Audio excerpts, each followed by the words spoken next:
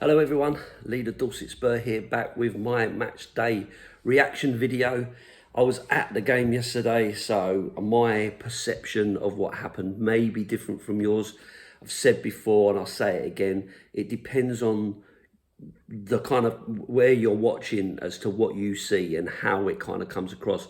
If I watch in the pub, I'm kind of influenced by those people around me. If I watch at home on the TV, then I've got the commentators talking about it and I'm seeing what I'm seeing on the pitch that they're showing. When you're in the ground, you don't tend to get influenced by the people around you, but you see the whole game in front of you, and kind of you focus on the bits that kind of attract you to the scenario. So this may not be how you saw it, but it certainly is how I saw it.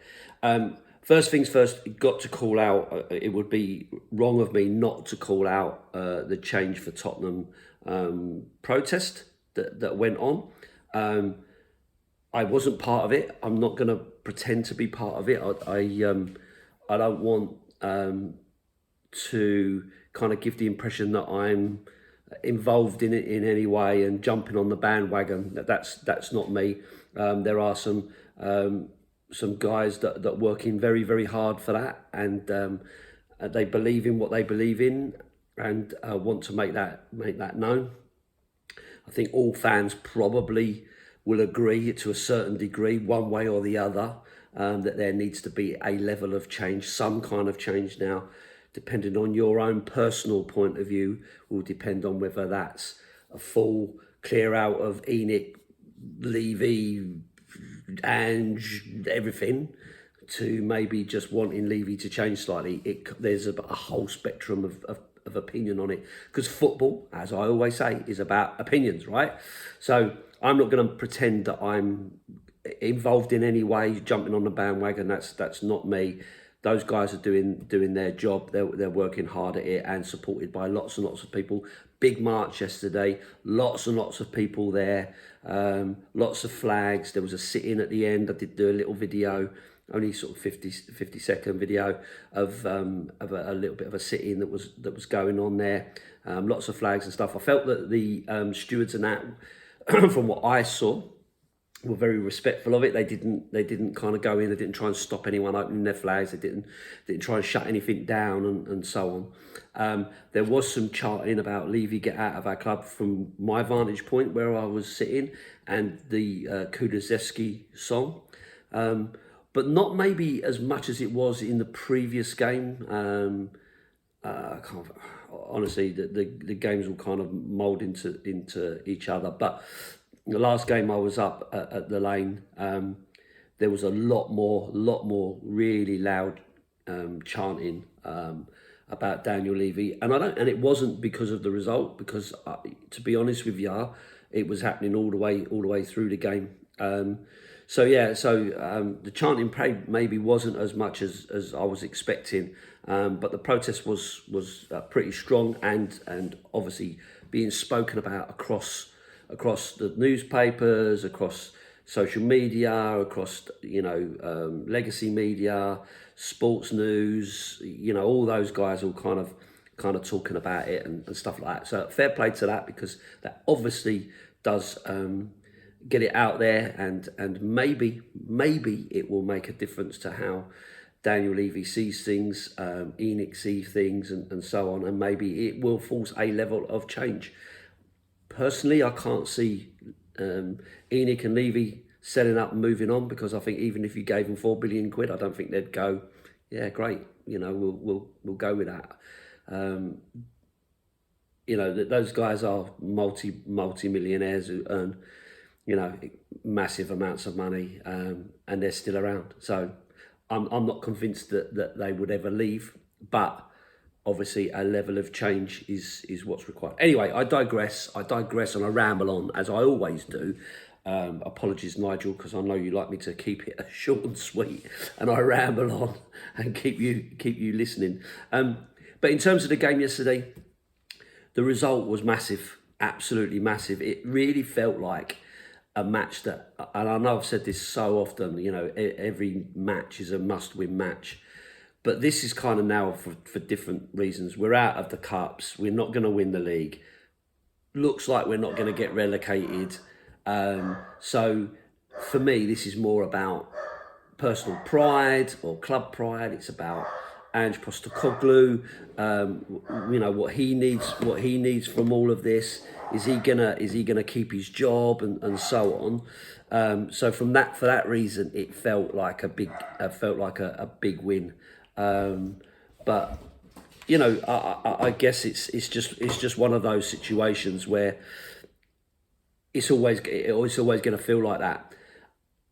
Great big boost by the fact that we've now started to get some players back. We had starting with Vicario on the in goal and Maddison coming back into the team, but the bench actually felt so much stronger, with Udogie being on there, Odebear being there, Johnson being there, and of course Gray then drop into the bench to give him a little bit of a breather, although he didn't get too much of a breather, to be fair. So it gave him a little bit of breather, which was good. But the bench felt a lot more solid and a lot more, gave him a lot more options to bring on.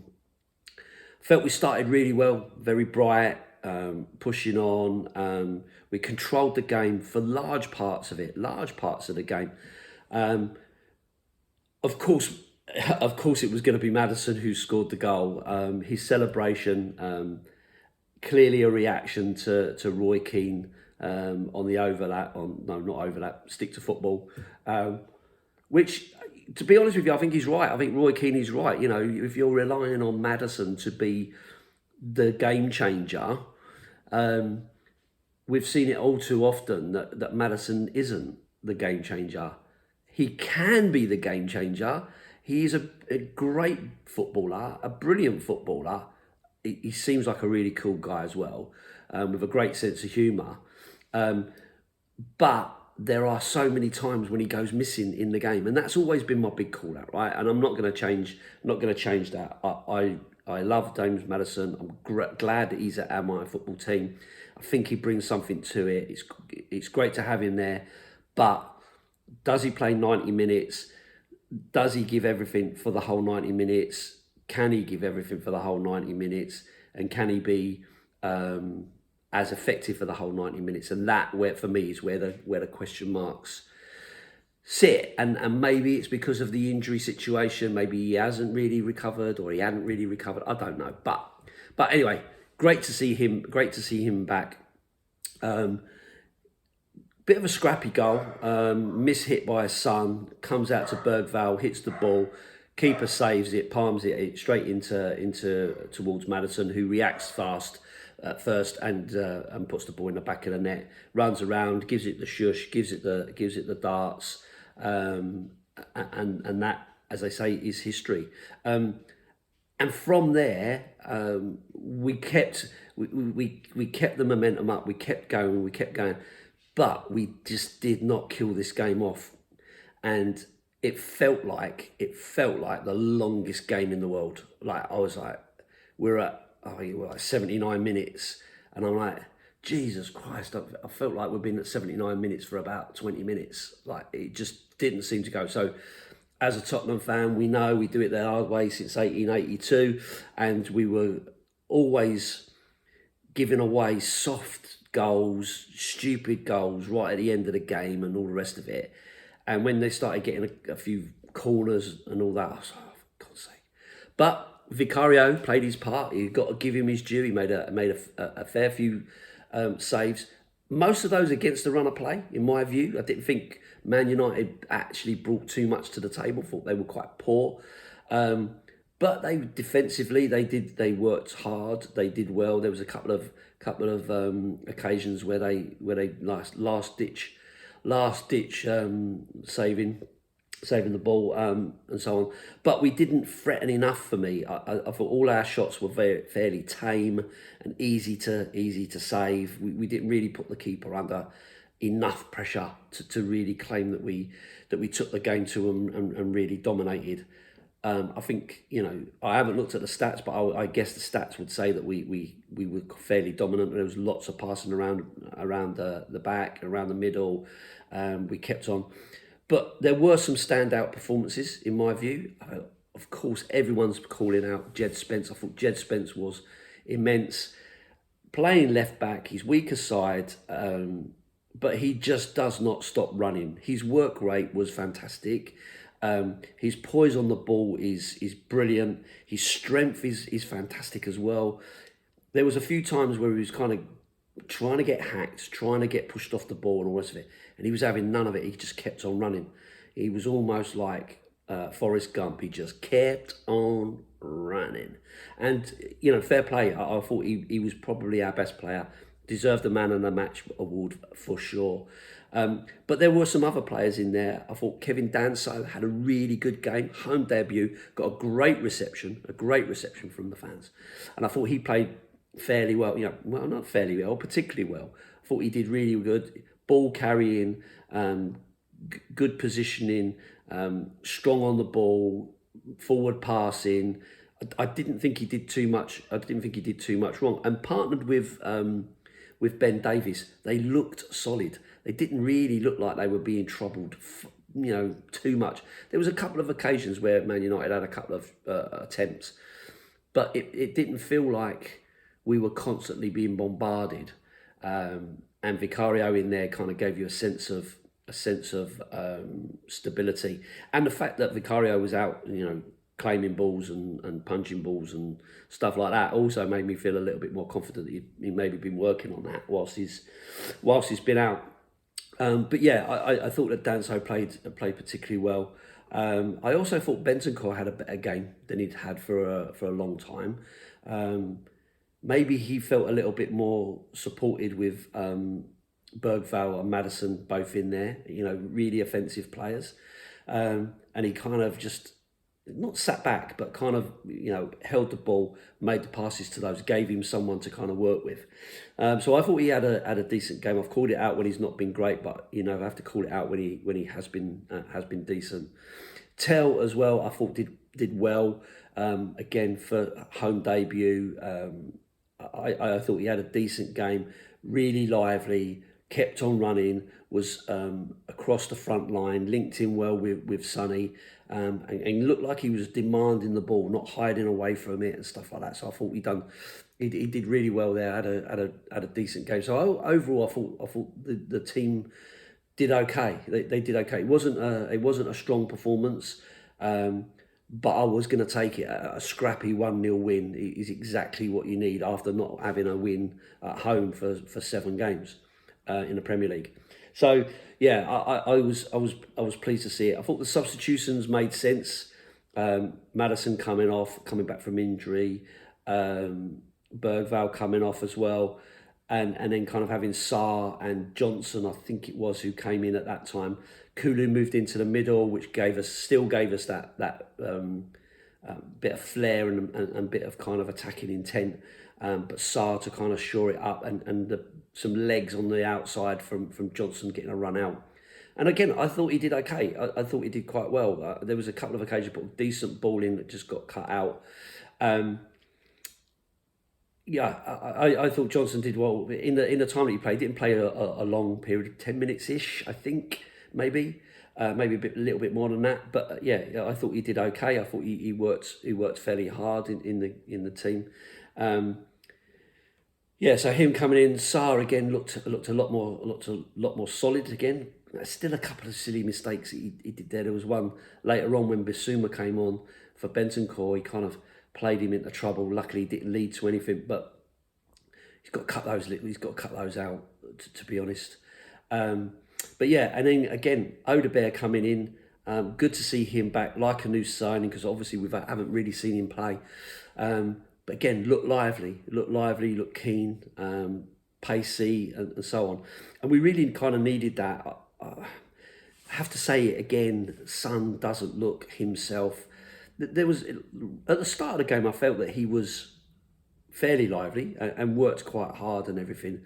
But as the game wore on, he became less and less effective. There was one opportunity where he kind of ran pretty much the length of the pitch, and it looked really, really good. And all he needed to do was play a player in, like get your head up and play a player in, and he didn't. And it fizzled out to nothing. Got tackled, and that was it. And it was like, that was the one. That was the one opportunity to really make that look good. So yeah, disappointed for Son. I'm not one of these that wants to write him off. I don't think he's a write off, but I do think he's maybe overused. I get it. He is the captain, and you need him in the squad and stuff. But he is playing an awful lot of football. Has played a lot of football. So it's another one who probably needs a break. So yeah, so all in all, a decent result, if not a great performance. I think people might call out and say, oh, dominant and blah blah blah. But I didn't think it was comfortable against a poor Man United team who are struggling with their own injury crisis now. And it's interesting, isn't it? Isn't it interesting how some of these other teams are now picking up these injuries and problems and everything, and then it kind of gets a bit called out, and because of these injuries, these players, and yet when it was just Tottenham, it was kind of just Ange making excuses. Now I'm not making excuses for Ange. I do think that there was time when he could have rotated earlier on in the season, and he didn't, and that doesn't help. But as I've said before, I don't believe that this is all down to his training methods, and I don't believe it's all down to this high press football that we do, because we haven't been doing that and they haven't been training, so it can't be that, right? But this is just my opinion, right? But it's interesting. It's interesting now that you've got some of these players not playing, and it's kind of causing some issues for these teams. And I hope that impacts them as much as it's impacted us. So 2 wins in the Premier League on the bounce. Up next is Ipswich, which we really owe them one after them turning us over at home. We really need one against them. And of course, we've got a week to get even more players back. So it would be good, obviously, to get some more training into players like Odebear and to Johnson and to Maddison and so on. Maybe we get a look at Solanke coming back sometime soon, who I think has probably been one of the ones that we've really missed the most. Him and kind of Van der Ven, I think, would be, those two coming back would be a massive improvement for us. So yeah, I enjoyed the day. Travelled up with the South Dorset Spurs boys. Nice bit of nosh in the Gilpin. We took over the whole of the back room. There was a lot of us there yesterday. A few beers and a few Jaeger bombs were sunk in LTs, listening to DJ Dell, which is always a great time. And I met with a few friends. I met with Ben Kaufman from the Coffee Company YouTube channel. Good guy. He's one of the guys who's I don't know how involved he is with the protest, but I know he's been quite vocal about it and supportive of it. So saw him, and it was good to meet him in person, having chatted to him on streams. And another friend of mine, Martin, who I managed to meet up with as well. It was always good to see Martin and have a decent chat with him about a few things. We put the world to right, Martin, didn't we? Yeah, definitely. So overall a decent day was had by all. A few beers were sung, a few songs were sung, a bit of nosh was eaten, and after leaving at 9 o'clock in the morning, I was home for 11 o'clock last night, ready for work this morning. So a good day was had by all. We had a good old chat in the Gilpin. A few of us, Nige and Paul and Neil. We had a good old chat about football, put the world to rights about football as well. So all in all, a good day. I'll take the result and move on to the next one. Tomorrow night we will be doing our live stream of Shooting the Shit with the Essex boys. So if you're available, please do come along to that. It'll be great to have you there. Leave a comment, let us know that you're there, and yeah, kind of give us your feelings, give us your views, share your frustrations maybe. We're really interested to hear them. But as I say, thanks for watching this video, appreciate it. I'll see you on the next one. All that's left to say, as always, up the Spurs.